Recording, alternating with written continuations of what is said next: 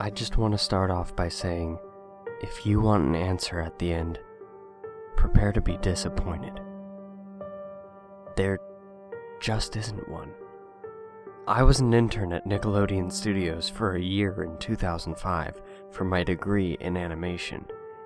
It wasn't paid, of course, most internships aren't, but it did have some perks beyond education. To adults, it might not seem like a big one, but most kids at the time would go crazy over it. Now, since I worked directly with the editors and animators, I got to view the new episodes days before they aired. I'll get right to it without giving too many unnecessary details. They had very recently made the SpongeBob movie, and the entire staff was somewhat sapped of creativity, so it took them longer to start up the season. But the delay lasted longer for more upsetting reasons. There was a problem with the Series 4 premiere that set everyone and everything back for several months. Me and two other interns were in the editing room along with the lead animators and sound editors for the final cut. We received the copy that was supposed to be Fear of a Krabby Patty and gathered around the screen to watch. Now, given that it isn't final yet, animators often put up a mock title card. Sort of an inside joke for us, with phony, often sometimes lewd titles, such as How Sex Doesn't Work, instead of Rockabye Bivalve, when SpongeBob and Patrick adopt a sea scallop. Nothing particularly funny, but work-related chuckles. So when we saw the title card, Squidward Suicide, we didn't think it more than a morbid joke. One of the interns did a small throat laugh at it. The happy-go-lucky music plays as is normal. The story began with Squidward practicing his clarinet, hitting a few sour notes like normal. We hear SpongeBob laughing outside, and Squidward stops, yelling at him to keep it down, as he has a concert that night and needs to practice. SpongeBob says okay, and goes to Sandy with Patrick. The Bubbles splash screen comes up and we see the end of Squidward's concert. This is when things began to seem off. While playing, a few frames repeat themselves, but the sound doesn't. At this point, sound is synced up with animation, so yes, that's not common. But when he stops playing, the sound finishes as if the skip never happened. There's a slight murmuring in the crowd before they begin to boo him. Not normal cartoon booing that is common in the show, but you could very clearly hear malice in it. Squidward's in full frame and looks visibly afraid. The shot goes to the crowd, with SpongeBob in center frame, and he too is booing, very much unlike him. That isn't the oddest thing though. What is odd is everyone had hyper-realistic eyes, very detailed. Clearly not shots of real people's eyes, but something a bit more real than CGI. The pupils were red. Some of us looked at each other, obviously confused. But since we weren't the writers, we didn't question its appeal to children yet. The shot goes to Squidward sitting on the edge of his bed, looking very forlorn. The view out of his porthole window is a night sky, so it isn't very long after the concert. The unsettling part is at this point, there is no sound. Literally, no sound. Not even the feedback from the speakers in the room. It's as if the speakers were turned off, though their status showed them working perfectly. He just sat there, blinking, in this silence for about 30 seconds. Then he started to sob softly. He put his tentacles over his eyes and cried quietly for a full minute more. All the while, sound in the background very slowly growing from nothing to barely audible. It sounded like a slight breeze through a forest. The screen slowly begins to zoom in on his face. By slow, I mean it's only noticeable if you look at shots 10 seconds apart side by side. His sobbing gets louder, more full of hurt and anger. The screen then twitches a bit, as if it twists in on itself for a split second, then back to normal. The wind through the trees sound gets slowly louder and more severe, as if a storm is brewing somewhere. The eerie part is this sound and Squidward's sobbing sounded real, as if the sound wasn't coming from the speakers, but as if the speakers were holes the sound was coming through from the other side. As good as sound as the studio likes to have, they don't purchase the equipment to be that good to produce sound of that quality. Below the sound of the wind and sobbing, very faint, something sounded like laughing. It came at odd intervals and never lasted more than a second, so you had a hard time pinning it. We watched this show twice, so pardon me if things sound too specific, but I've had time to think about them. After 30 seconds of this, the screen blurred and twitched violently, and something flashed over the screen, as if a single frame was replaced. The lead animation editor paused and rewound frame by frame. What we saw was horrible. It was a still photo of a dead child. He couldn't have been more than 6. The face was mangled and bloody. One eye dangling over his upturned face popped. He was naked down to his underwear, his stomach crudely cut open and his entrails lying beside him. He was laying on some pavement that was probably a road. The most upsetting part was that there was a shadow of the photographer. There was no crime tape, no evidence tags or markers, and the angle was completely off for a shot designed to be evidence. It would seem the photographer was the person responsible for the child's death. We were of course mortified, but pressed on, hoping that it was just a sick joke.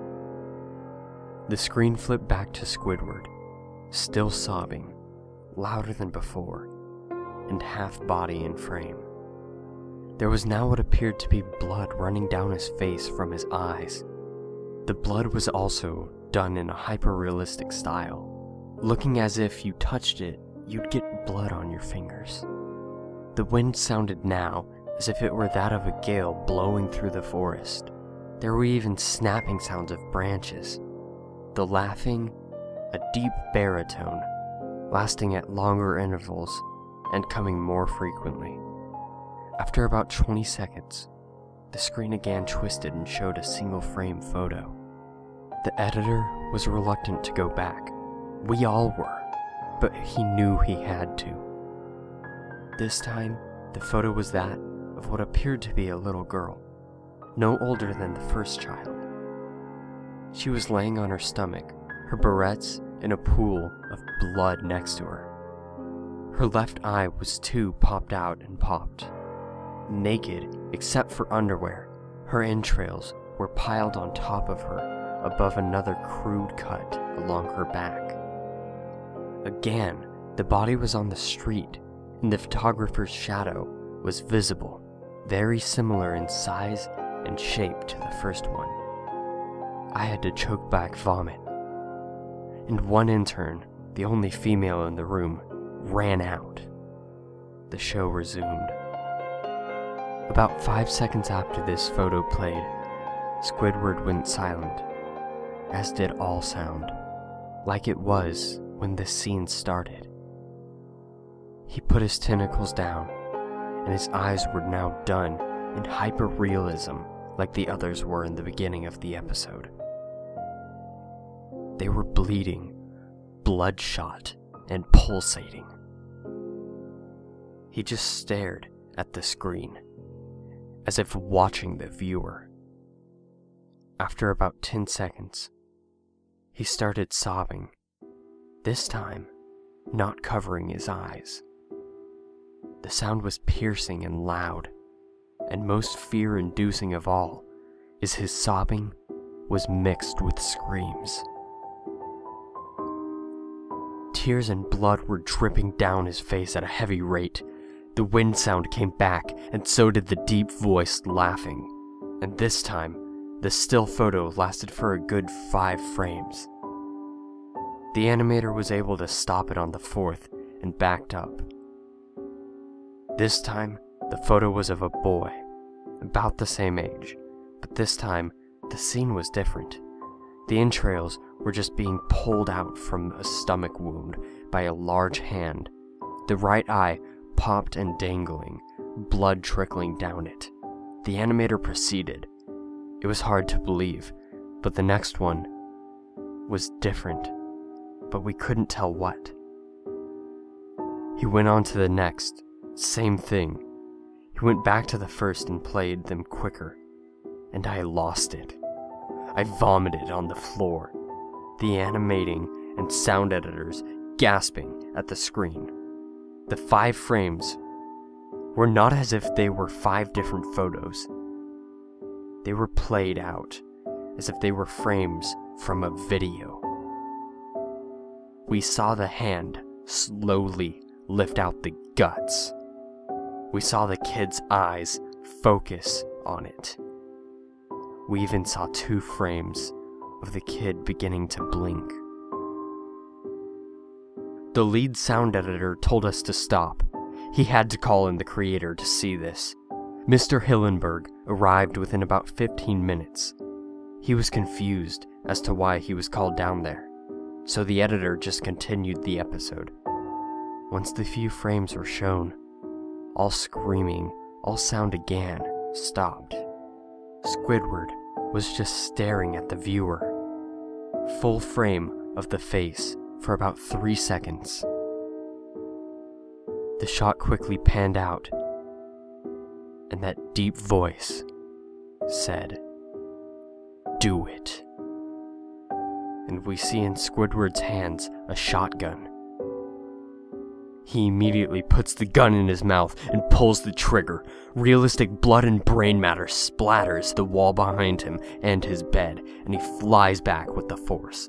The last 5 seconds of this episode show his body on the bed on his side, one eye dangling on what's left of his head above the floor, staring blankly at it.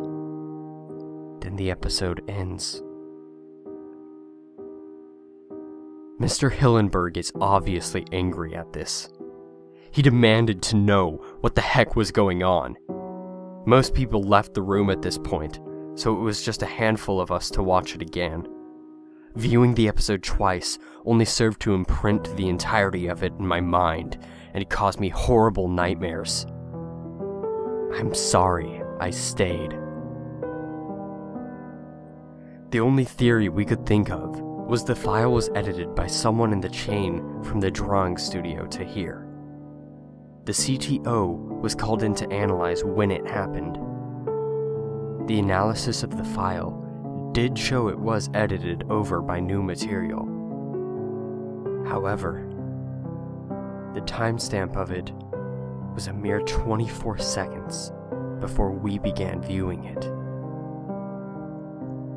All equipment involved was examined for foreign software and hardware, as well as glitches, as if the timestamp may have glitched and showed the wrong time. But everything checked out fine. We don't know what happened, and to this day, nobody knows. There was an investigation due to the nature of the photos, but nothing came of it. No child scene was identified, and no clues were gathered from the data involved, nor physical clues in the photos. I never believed in unexplainable phenomena before, but now that I have something happen, and can't prove anything about it beyond anecdotal evidence, I think twice about things.